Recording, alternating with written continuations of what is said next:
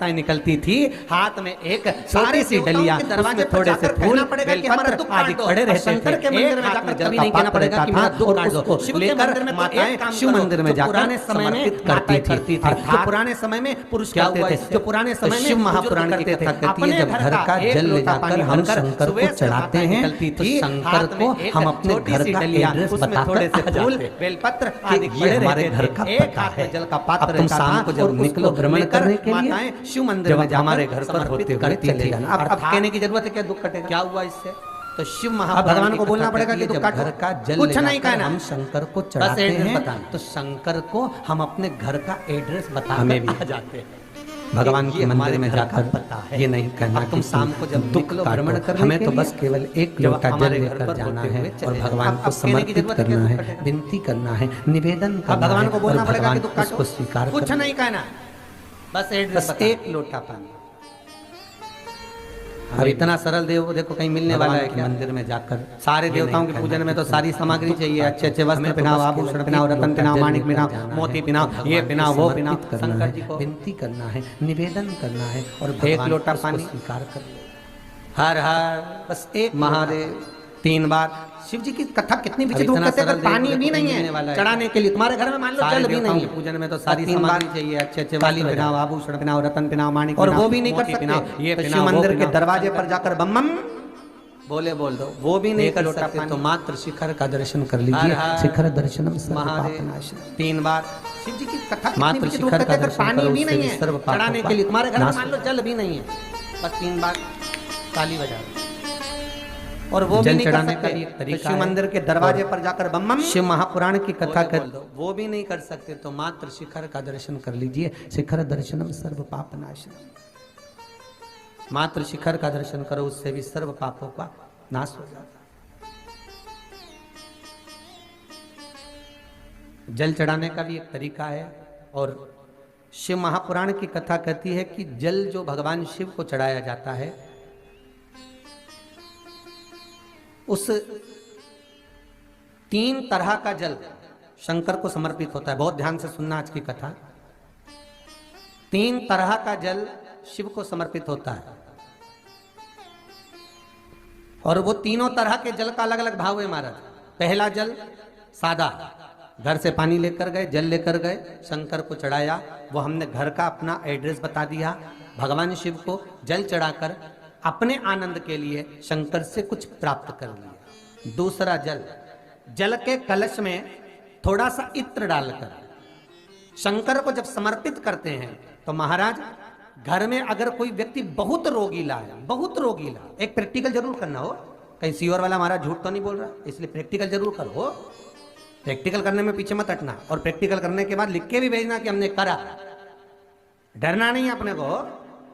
शिव महापुराण में, स्कंद पुराण में, नर्मदा पुराण में, भविष्य पुराण में, अग्नि पुराण में, नारद पुराण में, बरहा पुराण में, वामन पुराण में जितनी चीजें लिखी गई है एक एक प्रैक्टिकल कर कर देखो। तो शिव महापुराण, स्कंद पुराण का ये भाव याद करिए कि 1 लोटे पानी में इत्र मिलाकर, जल में इत्र मिलाकर, बहुत रोगीला व्यक्ति, बहुत बीमार व्यक्ति है, 1 लोटा पानी उसका हाथ का स्पर्श कराकर शंकर को चढ़ाना प्रारंभ कर दीजिए। महाराज केवल 5 या 7 दिन चढ़ाओ और वो 7 दिन के बाद में उस बीमार व्यक्ति का क्रम देखिए कि उसमें कितना आराम लगा है। औषधि दवाई काम करना प्रारंभ करी कि ना करी।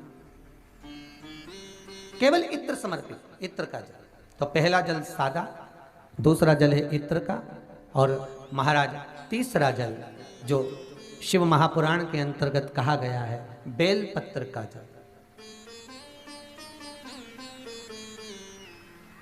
तीसरा जो जल है वो बेलपत्र का जल। बेलपत्र का जल कैसा? तो महाराज शिव महापुराण की कथा कहती है कि जल के पात्र में एक बेलपत्र अंदर डालकर उस जल के पात्र को ले जाकर शिव को समर्पित करना, अर्थात अपनी मन की कामना भगवान शंकर से कह देना। केवल बेलपत्र के माध्यम, बोलना नहीं है हमको कुछ, हमें कुछ कहना नहीं है। वैष्णव धर्म के अंदर, पुष्टि मार्ग के अंदर जहां जहां पर महाप्रभु जी की बैठक जी होती है, श्रीमद् वल्लभाचार्य जी की, जहां पर महाप्रभु जी की बैठक होती है वहां पर झारी जी भरी जाती है। तो झारी जी जो भरते हैं, जल का पात्र जो भरते हैं झारी जी, तो उसका व्याख्यान वर्णन अगर करा जाए तो झारी जी क्यों भरी जाती है?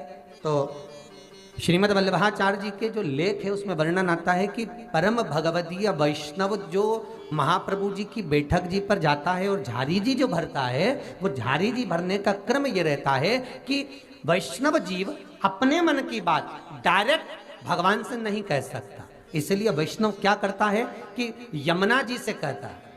ये झारी जी जो है ये यमुना जी, तो यमुना जी को जब भरता है, झारी जी भरता है, तो अपने मन की बात वो यमुना जी से कहता है। यमुना जी से कहकर यमुना जी के भाव से श्रीमद् वल्लभाचार्य जी के सामने रख देता है। तो यमुना जी श्रीमद् वल्लभाचार्य जी को आज्ञा करती हैं कि जाओ, श्रीमद् वल्लभाचार्य जी से कहती हैं, हे वल्लभ जाओ, अब ठाकुर जी से तुम कहो कि ये परम भगवदीय वैष्णव आया है और इसके मन की ये अभिलाषा है।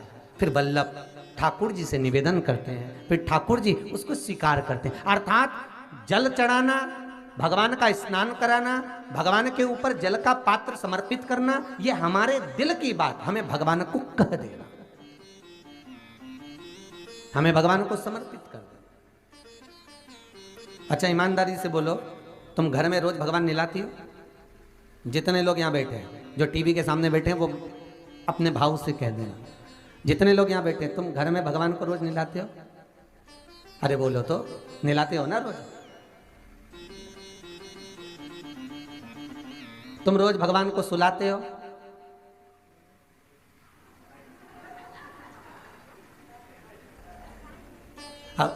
आधे इधर वाले बोल दो और आधे इधर वाले बोल दो, हो कुछ तो हो ही जाएगा। अब एक बात बताओ, तुमने भगवान को सुलाया ना सुलाया वो आपके ऊपर।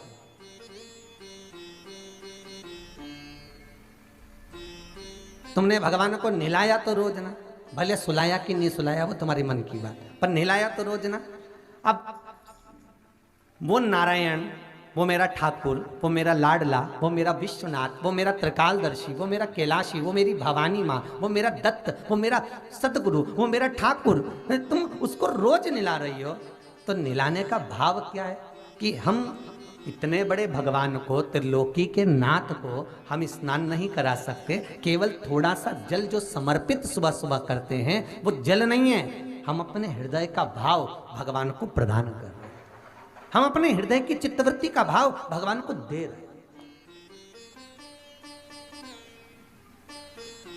हम भगवान को वो प्रदान कर दे रहे हैं कि ये आप ले लीजिए।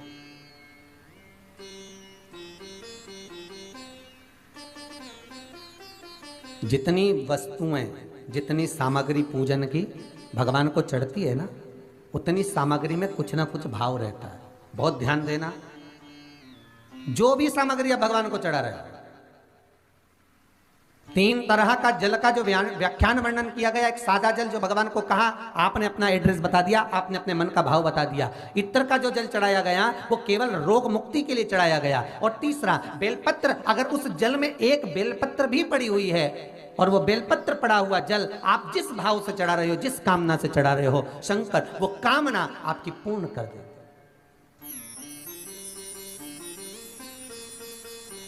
तो ब्रह्मदेव भगवान विष्णु से कह रहे हैं कि ये जो शिवलिंग प्रकट हुआ है, इसका मुख कहाँ है, इसकी आकृति कहाँ है, इसका स्वरूप कहाँ है, कहाँ इसके हाथ, कहाँ इसके पांव, कहाँ इसके चरण, कौन है?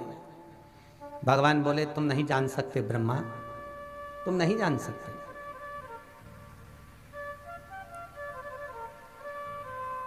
आप अपनी बात सबके सामने रख दो, आप अपनी बात सबके सामने कह दो, पर जिसमें जितना विवेक होगा उस बात को वो उतना ही पकड़ पाएगा।